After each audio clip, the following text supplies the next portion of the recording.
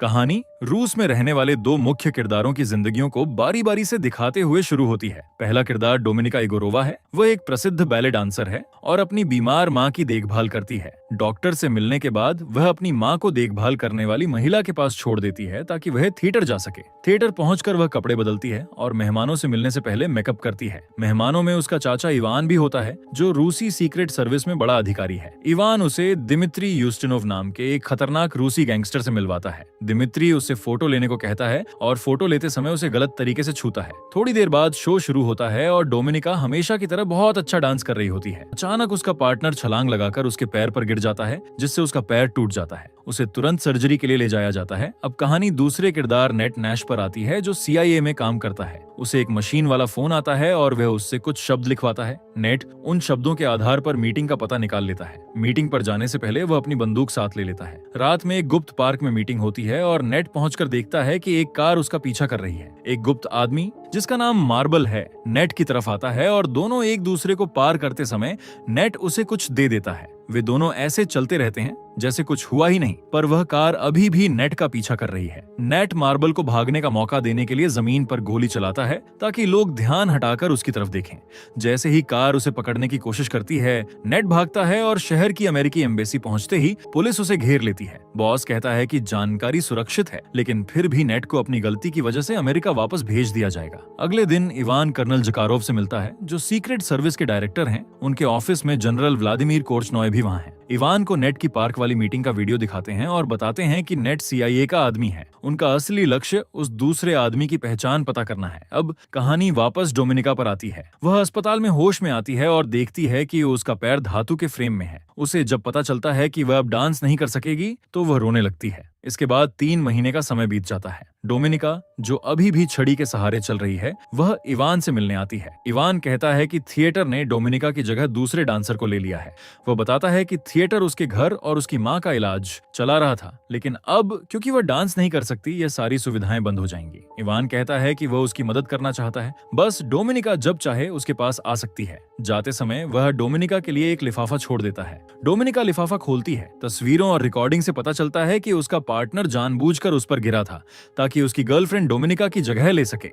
अगले दिन वह थिएटर जाती है। वह दोनों के पीछे स्टीम रूम में जाती है और गुस्से में उन्हें अपनी छड़ी से मारने लगती है। उन्हें गिराकर वह बस से वापस घर जाने लगती है। बस में उसे पता चलता है कि उसके हाथ में खून लगा है। वह सार्वजनिक फोन से पुलिस में रिपोर्ट दर्ज कराती है। घर पहुंचकर वह देखती है कि उसकी मां बाथरूम में गिरी हुई है और देखभाल करने वाली आई ही नहीं थी। बताती है कि थिएटर ने पैसे देना बंद कर दिया था, इसलिए देखभाल करने वाली नहीं आई। मजबूर होकर डोमिनिका फिर से इवान के पास मदद के लिए जाती है। इवान कहता है कि वह मदद करेगा, लेकिन डोमिनिका को उसके लिए एक काम करना होगा। इवान चाहता है कि वह दिमित्री यूस्टिनोव, एम्बेडी गैंगस्टर, के करीब जाए। वह चाहता है कि डोमिनिका अपनी खूबसूरती का उपयोग करके यूस्टिनोव का विश्वास जीते। शुरू में वह मना करती है, लेकिन मां का इलाज याद कर इवान की बात मान लेती है। वह इवान द्वारा दी गई ड्रेस पहनकर बार में इंतजार करती है। यूस्टिनोव आता है और वह कहती है कि वह उसी से मिलने आई है। दोनों उसके कमरे में जाते हैं और यूस्टिनोव अपने गार्ड्स को कमरे से बाहर जाने के लिए कहता है। वह अपने कपड़े उतारने लगता है और डोमिनिका से भी कपड़े उतारने को कहता है। डोमिनिका पहले झिझकती है, लेकिन फिर मजबूर होकर ऐसा करने लगती है और जब वे उसके पास आती हैं तो उस्तिनोव उसका गलत फायदा उठाने में बिल्कुल भी देर नहीं करता।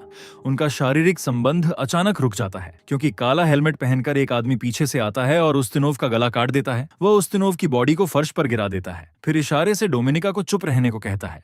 फिर वह आदमी डोमिनिका को एक कोट देता है ताकि वह अपने खून से सने शरीर को ढक सके। वह उसे पिछले दरवाजे से कमरे के बाहर ले जाता है। जैसे ही वे पार्किंग में पहुंचते हैं, वह आदमी एक कर्मचारी को गोली मार देता है। फिर वह डोमिनिका को अपनी बाइक पर बैठाकर वहां से फरार हो जाता है। एक खाली बिल्डिंग में पहुंचकर वह आदमी अपना हेलमेट उतारता है। पता चलता है कि वह सर्गेई मैटरन है, जो एक और सीक्रेट सर्विस एजेंट है जिसे इवान ने भेजा था। इमारत के दूसरे कमरे में कोचनॉय के साथ वह सुरक्षा कैमरों पर डोमिनिका की निगरानी कर रहा है। जब कोचनॉय कहता है कि डोमिनिका एक गवाह है और उसे मार देना चाहिए, तो इवान कहता है कि डोमिनिका उनके काम आ सकती है। इवान एक कमरे में डोमिनिका से मिलने जाता है और स्वीकार करता है कि उसे पहले से पता था कि उस कमरे में क्या होने वाला है, लेकिन उसने डोमिनिका को नहीं बताया था, क्योंकि अगर डोमिनिका को पता होता कि यह सब एक ऑफर के लिए किया जा रहा है तो वह यह सब नहीं करती, जबकि वह इस काम में बहुत अच्छी है। उसे एजेंट बनने की ट्रेनिंग देने के लिए एक खास संस्था में भेजा जा सकता है। इवान कहता है कि अगर डोमिनिका मना करती है तो वह उसकी सुरक्षा नहीं कर पाएगा, इसलिए उसके पास सिर्फ हाँ करने का ही विकल्प है। कुछ दिनों बाद डोमिनिका उस ट्रेनिंग वाली संस्था के लिए रवाना हो जाती है। वहां पहुंचते ही स्पैरो स्कूल की हेडमिस्ट्रेस मैट्रन उसे रिसीव करती है। मैट्रन डोमिनिका को स्कूल में इस्तेमाल करने के लिए उसे एक नकली नाम देती है। उसके बाद वह उसे अपने कमरे में ले जाती है। थोड़ी ही देर बाद क्लास शुरू हो जाती है। मैट्रन आधुनिक दुनिया में फैले हुए अव्यवस्था के बारे में बताती है। वह समझाती है कि रूस ही एकमात्र देश है जो दुनिया की अराजकता को ठीक करने के लिए बलिदान देने को तैयार है। छात्रों को स्पैरो नाम के जासूस बनने की ट्रेनिंग दी जाएगी, जो लुभाने और मनोवैज्ञानिक नियंत्रण में विशेषज्ञ होते हैं। डोमिनिका और विक्टर नाम के एक छात्र को क्लास के सामने बुलाया जाता है। उन्हें कपड़े उतारने का आदेश दिया जाता है। विक्टर बिना हिचक आसानी से कपड़े उतार देता है, लेकिन डोमिनिका ऐसा नहीं करती। मैट्रन डोमिनिका को कपड़े न उतारने के कारण डांटती है। कहानी अब नेट पर आती है। उसे CIA के डिसिप्लिन पैनल ने बुलाया है। वे बताते हैं कि रूस में उसकी गलती के कारण उसे सस्पेंड किया जाएगा और अब वह देश नहीं छोड़ सकता। नेट विरोध करता है क्योंकि मार्बल नाम का सीक्रेट इनसाइडर 3 साल से सिर्फ नेट के साथ काम कर रहा है। मार्बल किसी और पर भरोसा नहीं करेगा, लेकिन पैनल नेट की बात नहीं मानता। स्पैरो स्कूल की एक क्लास में मैट्रन छात्रों से कहती है कि उन्हें यह पहचानना सीखना होगा कि उनका टारगेट क्या चाहता है। वह उन्हें सिखाने के लिए टीवी पर कुछ वीडियो प्ले करती है। पहले वीडियो में विक्टर गलत अनुमान लगाता है। डोमिनिका सही अनुमान लगा देती है, जिससे मैट्रन विक्टर से नाराज हो जाती है और डोमिनिका को ज्यादा पसंद करने लगती है। दूसरे वीडियो का अनुमान एक और लड़की लगाती है। उसे क्लास के सामने बुलाया जाता है और बताया जाता है कि वीडियो में दिख रहे आदमी के साथ उसे अपने मुंह का इस्तेमाल करना होगा। उस आदमी को हथकड़ी लगाकर क्लासरूम में लाया जाता है। लड़की घुटनों के बल बैठ जाती है, पर वह यह काम नहीं कर पाती। वह टूट जाती है और रोते रोते जमीन पर गिर जाती है। मैट्रन सब छात्रों को याद दिलाती है कि उन्हें अपने शरीर को नियंत्रण में रखना और भावनाओं को दबाना सीखना होगा। वह उन्हें बुनियादी सिडक्शन की तकनीकें सिखाती है। अमेरिका में नेट ध्यान देता है कि कोई उसका पीछा कर रहा है। वह अपने सीनियर अधिकारियों को इस बारे में बताता है। उसे पता चलता है कि CIA को मार्बल से कोई खबर नहीं मिली है। नेट उन्हें याद दिलाता है कि मार्बल उसी से संपर्क करेगा और किसी और से नहीं। नेट के साथ एक समझौता करते हैं। नेट अभी भी रूस नहीं जा सकता, लेकिन CIA उसे किसी नजदीकी देश में भेजेगी ताकि रूस की सीक्रेट सर्विस को लगे कि नेट आसपास है। इससे उम्मीद है कि मार्बल फिर से सामने आएगा। नेट अपनी टीम के साथ जाने के लिए तैयार हो जाता है। वहीं स्पैरो स्कूल में छात्रों से कहा जाता है कि वे उन सैनिकों का स्वागत करें जो अभी अभी युद्ध से वापस आए हैं। डोमिनिका एक जवान सैनिक को चुनती है। वह उसे एक कमरे में ले जाती है और सिडक्शन का काम सफलतापूर्वक कर दिखाती है। उसी दिन मैट्रन और सभी छात्र उन सैनिकों के साथ उनकी परफॉर्मेंस के वीडियो देखते हैं। मैट्रन डोमिनिका से कहती है कि उसकी तकनीक अच्छी है, लेकिन वह अभी भी अपनी इच्छाओं और भावनाओं को पूरी तरह समर्पित करना नहीं सीखी है। क्लास खत्म होने के बाद जब डोमिनिका नहाने जाती है तो विक्टर उस पर हमला कर देता है। डोमिनिका दीवार से पानी का नल तोड़कर विक्टर पर वार करती है और अपनी सुरक्षा करती है। इसी समय इवान कोर्चनॉय और झकारोव आपस में बात कर रहे होते हैं कि नेट को बुडापेस्ट भेज दिया गया है। वे इस बारे में कुछ कदम उठाना चाहते हैं, लेकिन वे जानते हैं कि राष्ट्रपति नहीं चाहते कि वे ऐसा कुछ करें जो अमेरिका के खिलाफ दुश्मनी की तरह लगे, इसलिए उन्हें सावधानी बरतनी होगी। इवान सुझाव देता है कि यह मिशन किसी और एजेंट को दिया जाए, यानी नेट को संभालने का काम कोई नया एजेंट करे। स्पैरो स्कूल में वापस मैट्रन और अभी अभी आए कोर्चनॉय डोमिनिका से पूछताछ करते हैं। मैट्रन को महसूस होता है कि डोमिनिका में अब भी बहुत क्षमता है। कोर्चनॉय कहता है कि वह डोमिनिका से कुछ देर अकेले में बात करना चाहता है। जब कमरे में और कोई नहीं रहता तो कोर्चनॉय डोमिनिका से फिर से सवाल पूछता है। डोमिनिका कहती है कि वह राज्य रशिया की सेवा करती है और किसी की एहसानमंद नहीं है। पूछताछ के बाद डोमिनिका को वापस क्लास में जाने की अनुमति मिलती है। क्लास में पहुंचते ही मैट्रन डोमिनिका को फिर से आगे बुलाती है। डोमिनिका को विक्टर की एक फोटो दिखाई जाती है। जैसे ही वह कमरे में आती है उससे पूछा जाता है कि विक्टर क्या चाहता है और मैट्रन उसे ऑर्डर करती है कि वह उसे वह दे जो वह चाहता है। विक्टर उसे मुड़ने के लिए कहता है। डोमिनिका मना कर देती है।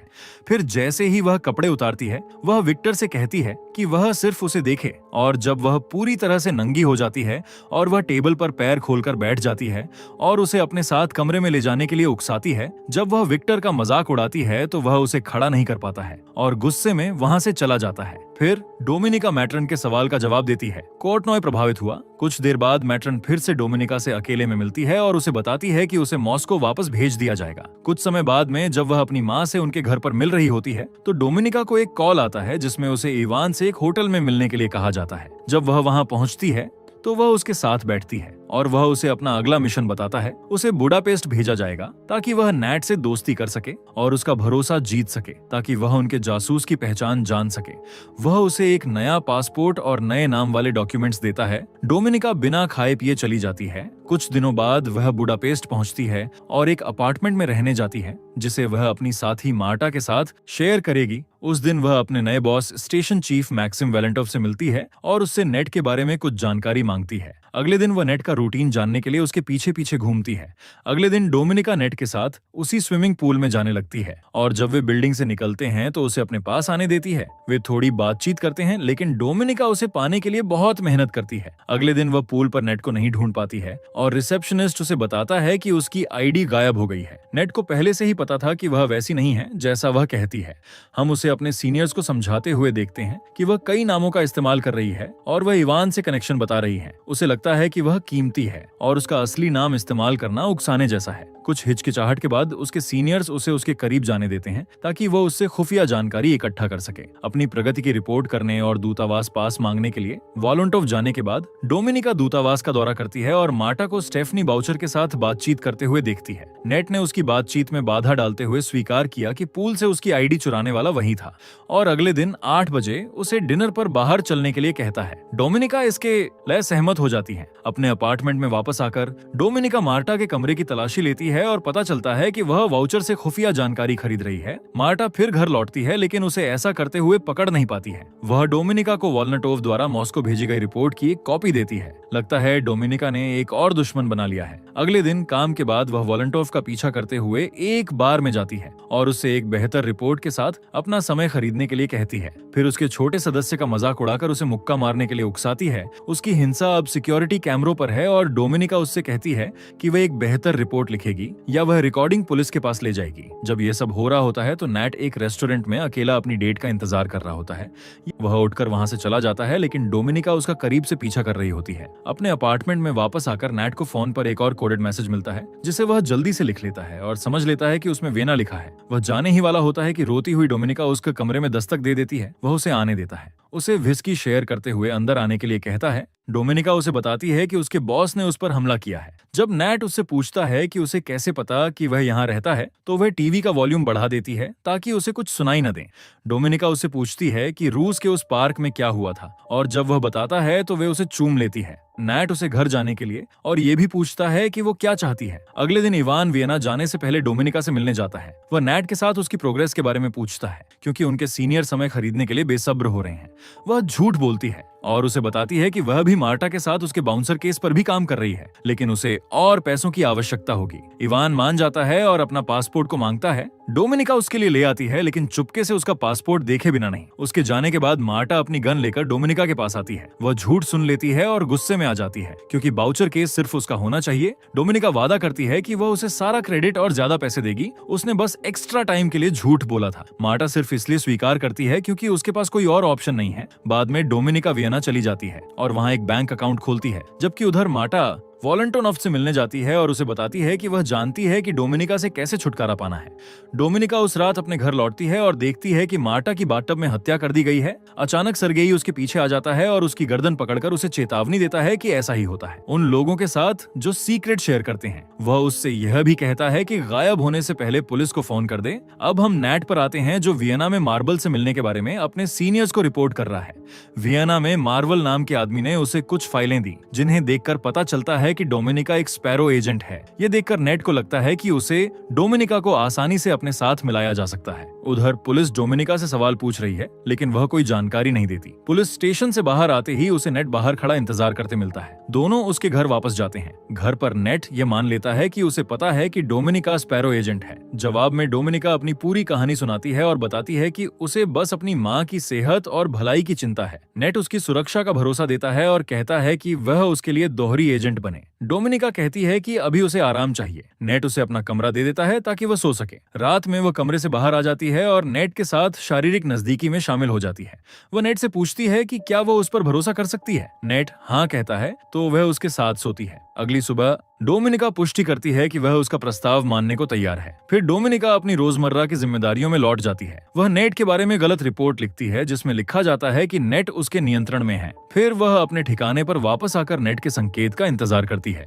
नेट उसे एक साधारण फोन कॉल से सिग्नल देगा, जिसमें उसका पसंदीदा गाना बजेगा। डोमिनिका नेट के सीनियर्स से मिलती है और उसका झूठा डिटेक्टर टेस्ट किया जाता है। ये जांचने के बाद कि वह भरोसे लायक है, वे उसे स्वीकार करते हैं। और वह उनसे पैसे मांगती है। पहले वे हंसते हैं, लेकिन जब वह कहती है कि वह उन्हें एक बड़े जासूस वाउचर तक पहुंचा सकती है तो वे मान जाते हैं। अगले शुक्रवार टीम लंदन जाएगी ताकि वाउचर से मिल सके। डोमिनिका एक विशेष होटल कमरे में रहती है जिसमें CIA ने कैमरे लगाए हैं ताकि वे उसे देख सकें। थोड़ी देर बाद जब वह बार में बाउंसर का इंतजार कर रही होती है तब वॉलंटॉफ अचानक आकर उसे चौंका देता है, जो कहता है कि वह मदद करने आया है। डोमिनिका उसे अपने कमरे में भेज देती है वरना उसकी मौजूदगी वाउचर को डरा देगी। थोड़ी देर में वाउचर वहां आ जाती है और डोमिनिका उससे मिलने जाती है। डोमिनिका उसे बताती है कि मार्टा ने उसे भेजा है। वाउचर इस नए संपर्क से खुश नहीं होती और जाने लगती है, पर डोमिनिका उसे डरावनी तस्वीरें दिखाकर और पैसे की बात करके रोक लेती है।